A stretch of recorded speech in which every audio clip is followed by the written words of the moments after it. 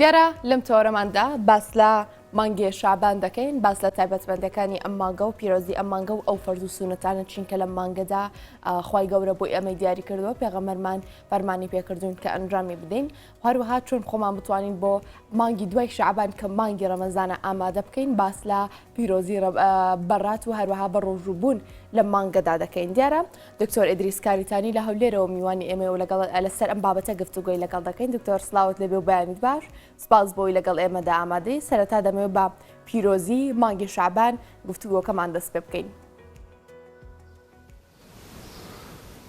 سڵاو لە جەنابەت، سڵاو لە تەواوی بینەران، بەناوی خۆی گەورە میهرەبان، دانەریزێ و ڕاگری ئاسمان، درود و سەلام لەسەر گیانی پێغەمبەرمان صلی الله عليه وسلم. سوپاستان دەکەم و سوپاسی ئەو کەناڵە بەڕێزش دەکەین کە دەیەوێت لەگەڵ هەموو تەوەرەکانی تری ژیان، تەوەری لایەنە ڕۆحی و ئیمانیەکەش پشتگوێ نەخات، چونکە گرنگە بەڕاستی ئاراستەی ئیعلامی و تێبگا کە ئینسان لە پێکاتەی جیاواز پێکاتوە، یەکێک لە ئەساسیاتەکانی پێکاتەی ژیانی ئینسان لایەنە ئیمانیەکەیەتی. دیارە مەسەلەی پیرۆزی شعبان لەوەوە دێ، خوای تەعاڵە ساڵی داناوە بە 12 مانگ، هەر مانجێک کۆمەڵک فەزائیل و کۆمەڵک ڕێز و تەقدیراتی تایبەتی خۆی هەیە. یەکێک لەو مانگانەی کە لە هەمووان گەورەتر و بەرزترە دیارە مانجی ڕەمەضانە. جا مانجی ڕەمەضان لەبەرەوەی مەحەطەیەکی زۆر گەورەیە، بڵین لە ئەو مەحەطە گەورەیە پێویستی بەوەیە لە مانگەکانی پێش و مانگەکانی دواتریش جۆرێک لە ئیعداد و ڕاهێنان بە بەندەکان بکە و هەندێک مەحەطەی تری لە پێشدا بنێ بۆی لەو مەحەطانە خۆیان ڕابینن کە چوونە ناو ئیمتیحانە گەورەکە، کە چوونە ناو مەحەطە گەورەکە، کە چوونە ناو بڵین ئەو مەدرسە گەورەیە کە مەدرسەیە کە هەموو بوارەکانی ژیانی تێدا مارەسە دەکرێت. ئەو کەسە تەواو ڕاهات بێ و بە ئاسانی لەگەڵ هەنگاوەکانی ئەو مانگەدا هەڵ بکە. بۆیە مانجی شعبان یەک لەو مانگانەیە کە پێغەمبەرمان صلی الله عليه وسلم تێیدا زۆر بە ڕۆژی بووە، وەکو دایکمان عایشە دەفەرمێ ڕزای خوای لێبی،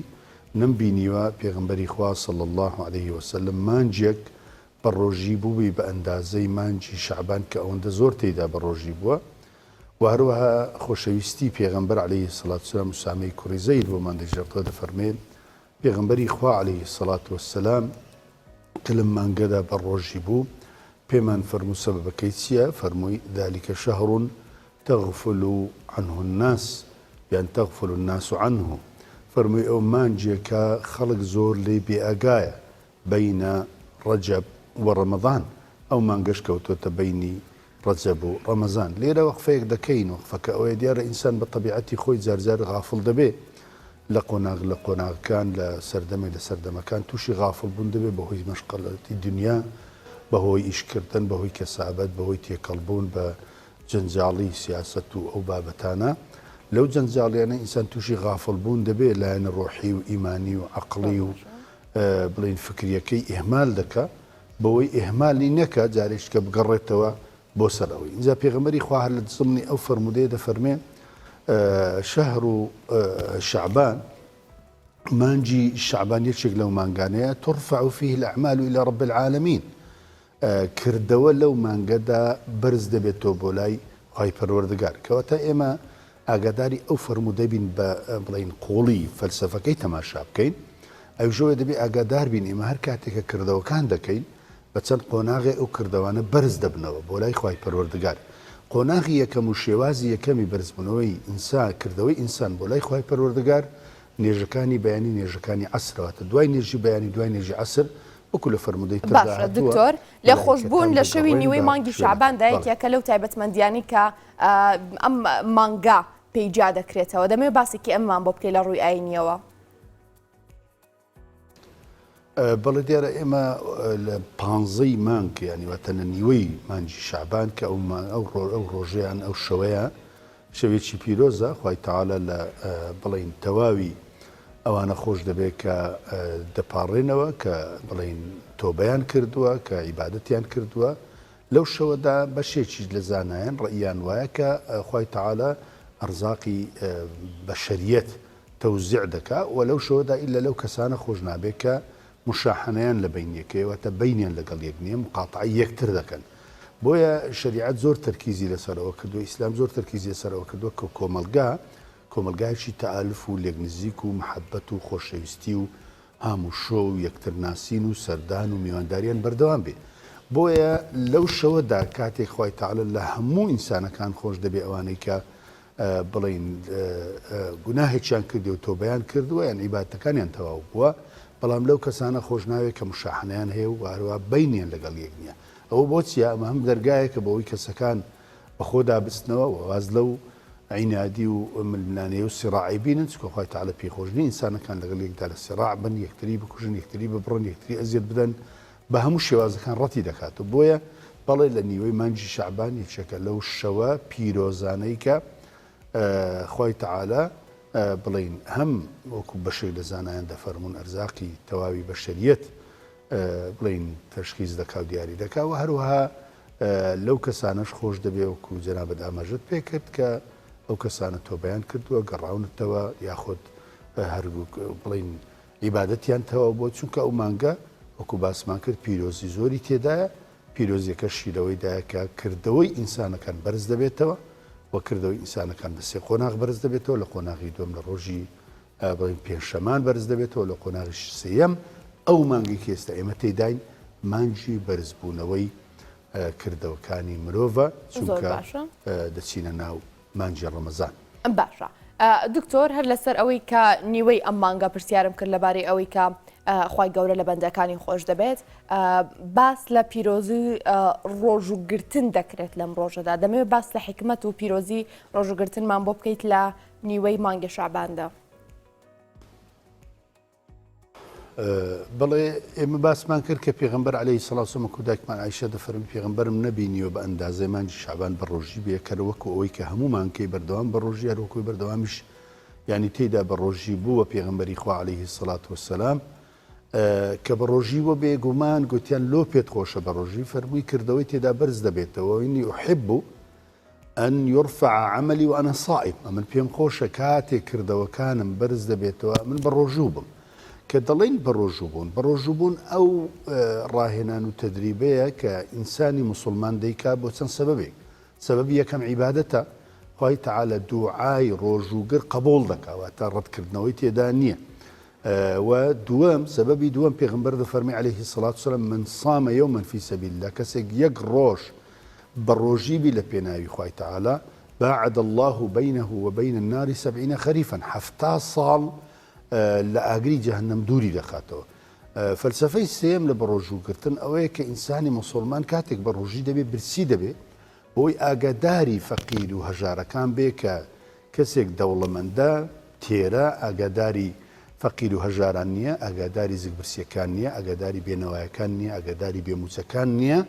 لەوێەوە هەست بە شعور بکە کە بەڵێ خەڵکانێکەن برسین خەڵکانێکەن نەدارن خەڵکانێکەن نانیان نییە ئەها برسیەتی و تێنیەتی چەندە زەحمەت و ئازاری هەیە بۆی جارێکتر مڕاجعی بەخۆیدا بکاتەوە وەگەر ماڵ و سەروەتی هەبێ براکانی خۆی خوشکەکانی خۆی تێدا بەشدار بکە ئەوە فەلسفەیەکی زۆر بەقووەتە لە فەلسفەی بڵێن سیستەمی کۆمەڵایەتی لەوەی سیستەمی کۆمەڵایەتی بەو ئەندازێدا هەنگاو بنێکە هیچ کەسێک بێ ئاگانەبی لەوانی تەڕەفی خۆی لۆی ڕۆژیگرتن یەک لە فەلسەفەکانی ئەوەیە بۆ ئەوی تۆ بەردەوام ئەگەر لە فەقیر و هەژارەکان بێ یعنی ئیسلام نەهاتووە بەس زمانی قیامەت لۆ بکە بەڵکو زمانی دنیاە دەکا پێشی زمانی قیامەت بۆی بەردەوام تەرکیز دەکات لەسەرەوەی دەوڵەمەند بڕۆ زەکاتی بدە دەوڵەمەند بڕۆ سەرفترەی بدا دەوڵەمەند بڕۆ بە ڕۆژی باتە ئەگەر لە معاناتی فەقیری هەبێ وهروەها کە دەڵێن لەم مانگەشدا زۆر پیرۆزە دیسان ڕاهێنانەکە بۆ ئامادەکردن لە مانجی ڕەمەزان چونکە ئینسانانەی کە دووشەم پێنجشەم بە ڕۆژی دەبن یا لە مانجی شەعبان لە چەند ڕۆژێک تێیدا بە ڕۆژی دەبن کاتێک دەستنە ڕەمەزان ئاسانتر دەتوان ڕەمەزان بگرن بۆی ئەو مانجی ڕەمەزانێک کە واجبە بەو سنەتی مانجی شەعبانی دکتۆر من دێمە سەر ئەوەی کە چۆن ئامادەکاری بۆ مانگی ڕەمەزانیش بکەین لە مانگی شەعبان تا بەڵام بەشێک لە موسڵمانان ڕۆژانی دووشەمە و پێنجشەمە بە ڕۆژوو دەبن لە مانگی شەعباندا گۆڕانکاری بەسەرم ڕۆژانەدا بێ واتە چ ڕۆژێکی تر لە هەفتەکەیە دروستە و دەکرێت بڵێن خێری زیاترە کە بە ڕۆژوو بن هەروەها ڕۆژووکردن لە ڕۆژی جومعانیشدا باسێکی ئەوەشمان بۆ بکەیت دکتۆر. بەڵێ دیارە ئێمە ئەوانەی کە وەکو شەرع دەڵێ عورفەن و عادەتەن فێربوون کە بە دووشەم پێشەمان بە ڕۆژی دەبن لۆیان هەیە هەتا شعبان تەواو دەبێ هەمووی بە ڕۆژی بن بەڵام ئەوەی کە پێ نەبووە لە 15 شعبان بەسەرەوە بڵین شریعەت داوایان لێ دەکە کە بە ڕۆژی نەبن تاوەکو لاواز نەبن لە قووەت و هێز لە مانجی ڕەمەزانەی بۆیە ئەتا ئەو فترە زەمەنی هێزیان زیاتر بێ بۆی بتوان لە مانجی ڕەمەزاندا ڕەمەزانەکە کامل بگرن وەکو باسمان کرد چونکە ڕەمەزان واجبە و ڕۆژوگرتن لە شعبان سونەتە بەڵام ڕۆژی دووشەم و پێنجشەم بە درێژایی ساڵێ ئەوەیە کە پێغەمبەر عەلەیهی سەلام تێیدا بە ڕۆژی بووە چونکە دیسان باز دێمەوە سەریکە لەو دوو ڕۆژدا کردەوە بەرز دەبێتەوە کاتێک کردەوە بەرز بێتەوە ئەگەر کەسەکە کردەوەکانی چاکەی خۆی ڕۆژانە کە لەگەڵ خەڵک چاکەی کردووە دەستپاک بووە هەروەها سادق بووە هەروەها تیجارەتی کردووە هەروەها دکتۆر بووە مهندس بووە هەر کردەوەی کردووە کە لە بۆ حیاتی خۆی کردوێتی و بەڵام خێریشی پێگەیشتووە ئەو کردەوە لە دووشەم پێنجشەمان کە بەرز دەبێتەوە ئەگەر بە ڕۆژیبی لە کاتی تەقدیمکردنی ئەو کردەوانە لە بۆ لای ڕەب العالەمین ئەو بێگومان عیبادەتەکەی قبوڵترە لەوانی تر چونکە گوتمان ڕۆژوگر دوعای ڕەت نابێتەوە و هەروە ڕۆژوگر کردەوەکانی کە بەرز دەبێتەوە بە ڕۆژووە بێگومان لەکن خۆی تەعالا قبوڵترە و هەروەها ئینسان ئەگەر لەگەڵ ئەو ممارەسەیە جگە لەلایەنە طبیەکەش لە ڕووی طبیشەوە بڕۆ هەموو طب کاتێک دەچێ لای بۆ هەر نەخۆشیی کە دەچێ لای کۆمەڵێک بە مەبادی طبیت بۆ دادن یەک لەوانە کەمکردنەوەی خواردن یەک لەوانە کەمکردنەوەی هەندێک لەو مەوادانەیە کە دەبێتە مایەی نەخۆشی بۆ جسمی ئینسانەکان لەوێشەوە بەڕاستی ئەو محەتەی دووشەم و پێنجشەم یا محەتەی شعبان یا محەتەی ڕەمەضان یا محەتەی شەوال ئەوانش دیسان یەک تەدریب ڕاهێنانی بەقووەتە لە بۆ تهذیبکردن و خاوێنکردنەوەی هەم معدەی ئینسان هەم لاشەی ئینسان هەم ئەو بڵین فەزائیلانەی کە لە جسمی ئینسانە لەڕێی ڕۆژیگرتن بسووتێنرێت طبعا ناتوانانی بیژمێری سوود و قازانجەکانی ڕۆژیگرتن هەم لەلایەنی مادی هەم لەلایەنی معنەوی چونکە طبیعەتی شریعەت وایە لە هەردوو دیوە ئیش دەکا هەم لایەنی معنەویت بۆ دیاری دەکا هەم لایەنە مادیەکە لایەنە معنەویەکەم بەسمان پێن لایەنی داخلی ئینسانە لە ذهنیە لە عەقلیە لە فکریە لە وجدانیە لە دڵیە لە ناو ئیمانیە لایەنە مادیەکەشە ئەوە کە جسمەکەی وەکو بڵین لایەنی مادی بۆیە ڕۆژوگرتن لە دووشەم پێنجشەمە سنەتی پێغەمبەر عەلەیهی سەڵات وسەلام و هەروەها ڕۆژیگرتن لە مانجی شعباندا هەتا دەگەی 15 شعبان بەڵێ بێگومان سنەتێکی پیرۆزە باش ئەمە لە ڕووی ڕۆژوگرتنەوە دکتۆر ئێمە چۆن بتوانین لە ڕووی دەرونیەوە لە ڕووی خۆشەویستیمان بۆ ئاینی ئیسلام و پابەتبوونمان بەڕێنمایەکانی ئاینی ئیسلام و فەریزەتەکانی ئەم ئاینە چۆن بتوانین لەم مانگەدا ئامادەکاری بکەین بۆ مانگی ڕەمەزان طبعا پرسیارێکی جوانە ئێمە دەبی ئاگادار بین ئینسان خوای تەعالا دروستی کردووە بە دوو بەشێکیان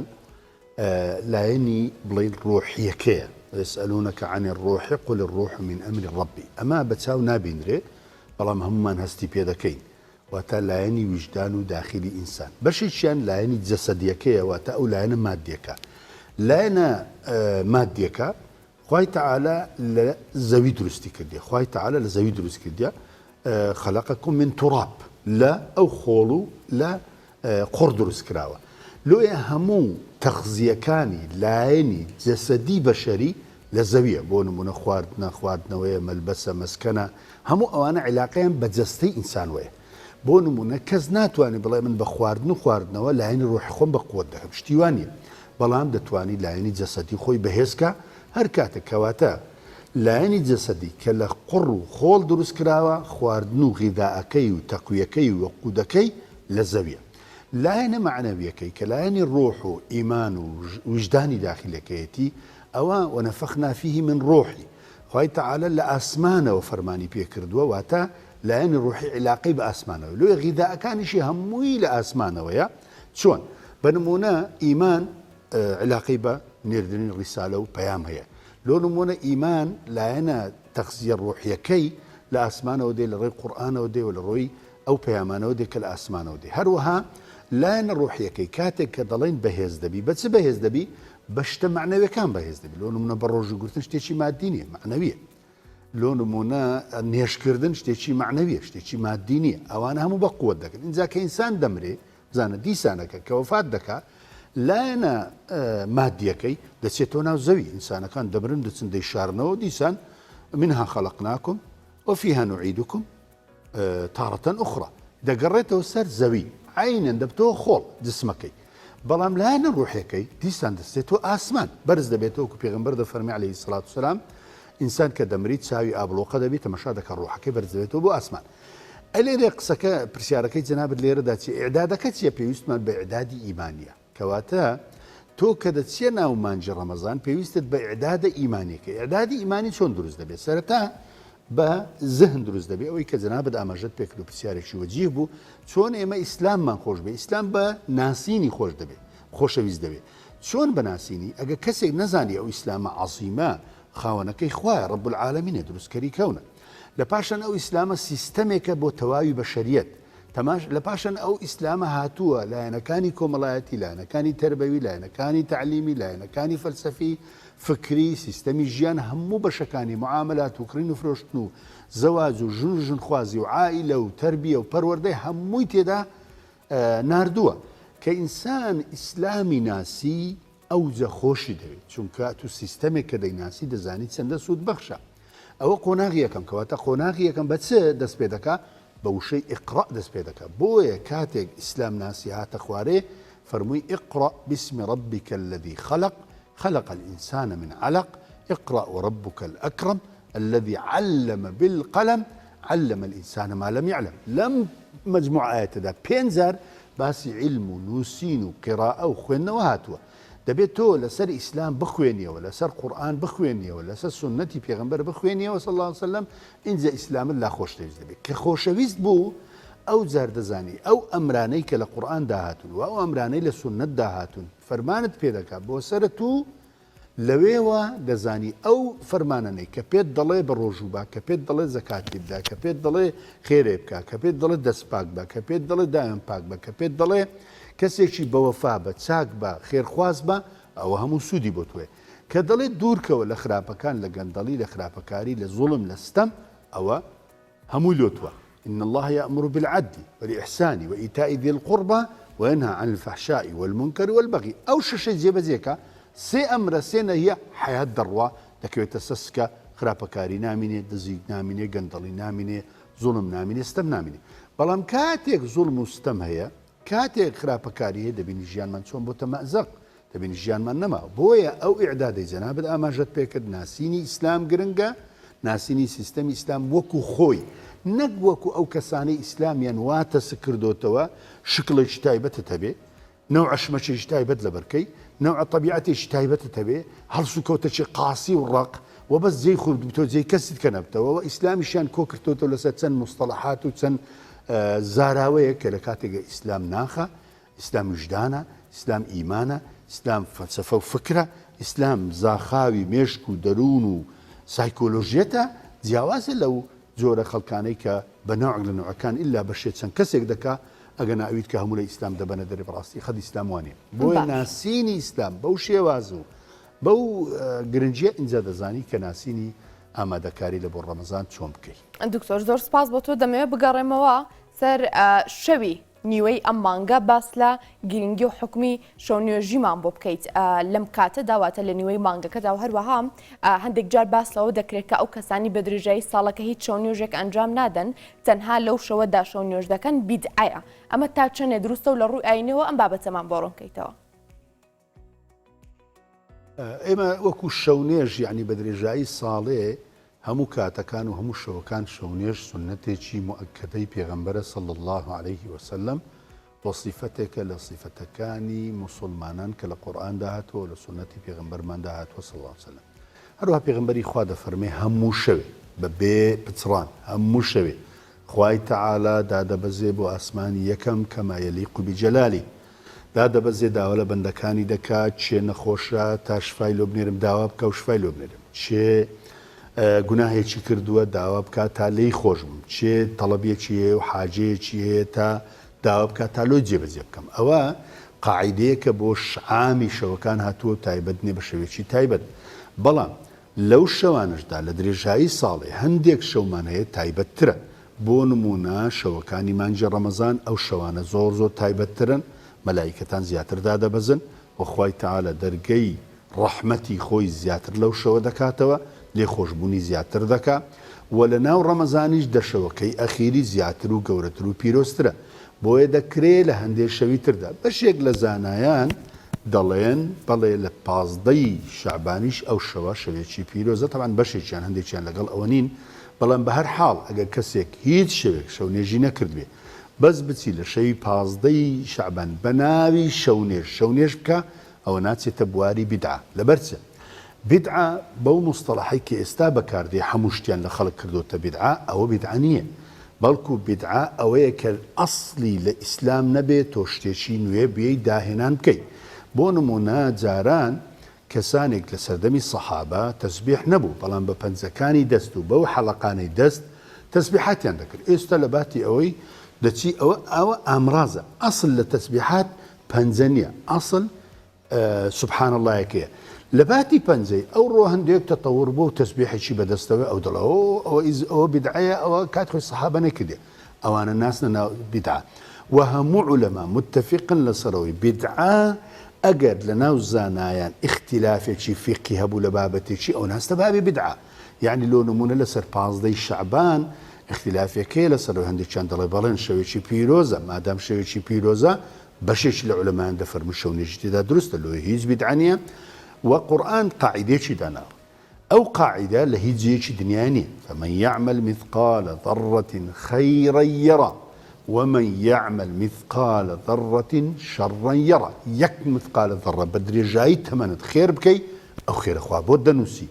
یەک مثقال ذرة شەڕ بکەی شەڕەکەت بۆ دەنووسی بەڵام خوای تەعالە خێرەکەت لە بۆ زیاد دەکات بە ئەضعاف مضاعفە هەتا 700 و زیاتر بەڵام شەڕەکەت بەس وەکو خۆی و بە بەڕەحم و بەزەیی خۆی بەس شەڕەکە دۆ دەنووسی زیاتر بۆ نانووسی اینجا بۆ نمونە کەسێکەیە گوناهێ دەکات تاوانێ دەکات خراپەی دەکات بەڵام لە ناو گوناه و تاوانەکە لە ڕێیە دەڕوا خێرەچی دەکات لە باتی خوای خوا ئەو گوناهەی لۆ دەنووسی ئەو خێرەشی بۆ دەنووسی ئەوە نییە مادەم ئەو کەسە گوناهی کرد خێرەکەی بۆ نانووسی یا بۆ نمونە کەسێکی تر هەیە لە فەرزەکان جێبەجێ دەکات بەڵام لەو لاشەوە لەوانەیە زوڵمە چی بکە خوای تەعالە لەسەر زوڵمەکەی عقوبەی دەدا لەسەر فەرزەکەش پاداشتی دەداتەوە ئەوە لە تەرازوی خوای تەعالە نییە خوا زوڵم لە کەس ناکە و ئەو شەوەش کە کەسانێکن بە نیەتی شەونێژ هەستنەوە شەونێژی تێدا بکەن داوای ڕسک بکەن داوای لێ خۆشبوون بکەن داوای تەمەند درێژ بکەن داوای هەر بابەتێکی تر بکەن کە شەرعیە ئەو بێگومان خوا لێیان قبوڵ دەکا و ناچێتە چوارچێوەی بیدعە بیدعە بەو شتانە دەگوترێت کە ئەسڵی لە ئیسلام نییە شەونێژ و شەوەکانەوە زۆر لە ئیسلامدا ئەسڵی هەیە باشە هەر لە شەوی نیوەی ئەم مانگەدا باس لەوە دەکرێت کە ڕزقی ساڵێک و کردەوەی ساڵێک دیاری دەکرێت ئەمە هیچ بنەمایەکی ئاینی هەیە دکتۆر هەندێک فرموودەمان هەیە لەسەر ئەو بابەتانە بەڕای بەندە یعنی فرموودەکان هەندێک ضعیفن هەرچەندە بەشێک لە عولەمایان ئیشیان پێکردووە چونکە ئێمە سێ بەش بڵین کە هەیە لەسەر فرمودەیمان هەیە صحیحە تەواوەوە 100% دەبێ بڵین کاری پێ بکەین و فرمودەشمان هەیە حەسەنە دەستێتە دوای جەرەدەی دووەم دەرزەی سێمیش و فرمودەیە کە ضعیفە بۆی ئەو بابەتی تەوزیعکردنی ڕسق بەشێک لە زانایان قسەیان تێدا کردووە پێیان وایە کە بەڵێ لەو شەوەدا ڕسق تەوزیع دەکرێت بەڵام خوای تەعالە بڵین لەجێی فرمودەی تری پێغەمبەرمان هەیە صلی الله عليه وسلم کە پێغەمبەری خوا عليه الصلاة والسلام دەفەرمێ ئینسان بە 4 ئەتوار دروست دەبێت ئەو ئەتوارانەی کە لە ناو ڕەحمی داچی قۆناغەکانی تێدەپەڕێنی لە ئەتواری چوارەم کە هەر ئەتوارە هەر دەورەیەک 40 ڕۆژە منداڵ کە دەگاتە عمری 120 ڕۆژ لەو 120 ڕۆژە دەگاتە 4 مانگو ئەوانە تێدەپەڕێنی خوای تەعالە 4 فەرمانی بۆ دەردەکات 4 فەرمان لەوێ فەرمانی یەک لەوانە سەقیە یان بڵین سەعیدە یان شەقیە ببورن یان ئەو کەسە ڕزقیشی بۆ دیاری دەکرێت ڕزق یعنی خوای تەعالە ڕزقی بۆ ئینسان دیاری کردووە لە ناو کە جەنینە و لە ناو ڕەحمی دایچێتی لەو کاتەوە ڕزقی بۆ دیاری کردووە بەڵام لەگەڵ ئەوەشا فەرمودەی ترمانەیە وەکو گوتم کە فەرمودە زانایان دەفەرمون فەرمودەکان ضعیفن لەسەر ئەو مەجالەدا دەفەرمون لە 15 شەعبانیش خوای تەعالە یفرق كل أمر حكيم يعني هموش تكان لو شو ده زنان أو آيات ده كان بلقى لقال أو فرموداني كباسم كرت بو أو يبلي لو شو أنا ده رزق توزيع دكري بلان بهر حال كباسم كرت دلين أو فرمودانا لا وازن بويا نابي إما بيقيني قناعت من بو بابتهبه بەڵام بە هەر حاڵ بەشێک لە زانایانیش ئەو ڕێیان هەیە. زۆر باشە دکتۆر بە سپاسەوە پێش کەمێک باسی ئەوەت کرد کە لایەن ڕۆحەکە ڕۆڵێکی زۆر گەورەی دەبێت لە خۆ ئامادەکردن بۆ مانگی ڕەمەزاندا هەموو ئەم بابەتانی کە ئێستێمە لە تایبەتمەندەکانی مانگی شعباندا باسمان کرد ئەو سونەتانی کە بۆ ئێمە دیاریکراوە ئەو فەرزانی کە بۆمان دیاریکراوە لە مانگەیە ئەنجامی بدەین تا چنێک یارمەتی دەرێکی گونجاو دەبێت لەژی خۆیدا دەبێت بۆی لایەنە ڕۆحەکەمان بەهێز بکەین بۆی مانگی داهاتوو کە مانگی ڕەمەزانە بتوانین بە شێوازێکی دروست و بەپێی ڕێنمایەکانی ئاینی ئیسلام و سونەتەکانی پێغەمبەرمان درۆزی خوای لەسەر بێ بەڕێوەی ببین. دیارە یعنی مانجی ڕەمەزان یعنی شتێکە زۆر عجائب و غرایبی تێدایە و مەدرسەیەکە لەو مەدرسانەی کە ئینسان کاتێک داخل دەبێ هەموو شتێک لە کەون دەگۆڕێ هەموو شتێک لە کەون دەگۆڕێ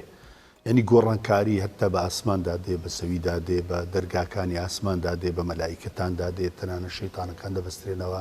لەبەرەوەی گۆڕانکاریەکی جەزری لە کەون ڕوودەدا ئەو گۆڕانکاریە جەزریە کاریگەریشی زۆر دەبێت لەسەر تاکەکانی کۆمەلگا و دەشبینی لە ڕەمەزاندا خەڵک زۆر نەرمازە خۆ زۆر ئارامە زۆر ئاسوودەیە یعنی حتا بڕۆ ینی چەند ساڵێک لەوە پێشە من پەیوەندیم کرد بە هەندێک بە مرکزی شۆرتەوانە بۆ ئەوەی کە پۆلیس ئایا لەو مانگەدا یعنی جەریمە زۆ کەم دەبێتەوە ئەوە هەمووی ئەو گۆڕانکاریان تەسیری بەسەر ناخی ئینساندا هەیە هەمووش تەواوە لێرەدا قسەکە لەسەر چێ لەسەرەوەی کە ئینسان عیبارەتە لە ناخ بۆ نمونە کەسێک کە دەبینی خەندەی لەسەر لێبیەتی تەمەشاکە ئیلا ناو دڵی خۆشە ناو دڵ بەڵام ئەگەر دڵی ناڕەحەت بوو یەکسەر خەندەکە نامێنێ بە طبیعەت کەسێک کە لە دڵەوە زۆر ئاسوودە بێ نەرمونیان بێ پڕ ئیمان بێ تەمەشا دەکە دەست و هەڵس و کەوتەکانی زۆر نەرمونیانە زۆر ڕنگدانەوەی جوانی هەیە لەگەڵ خۆی لەگەڵ دەوروبەری لەگەڵ ئەوانی تر کەسێک لە ژوورەوە صاحبی وجدان بێ بە هیچ شێوەیەکی لە دەرەوە زوڵم ناکە ستەم ناکە گەندەڵی ناکە خراپەکاری ناکە کەسێک لە ژوورەوە ناخێکی پاچیە بێ دەبیشی دەستیشی پاکە زوبانیشی پاکە هەوڵەکانیشی پاکن کەسێک لە ناخەوە بە ڕەحم و بەزەیی و بە سۆز بێ هەز دەکەی لە دەرەوەشەوە لەگەڵ خەڵک بە ئاسانی یعنی منداڵێک دەبینی لە ئەزیەت و ئازار یەکسەر فرمێکی دادەبەزێ و یەکسەر ئەو پاچەی ناودڵی ڕنگ دەداتەوە لە دەستەی بۆیە ئەسڵ لە ئینساندا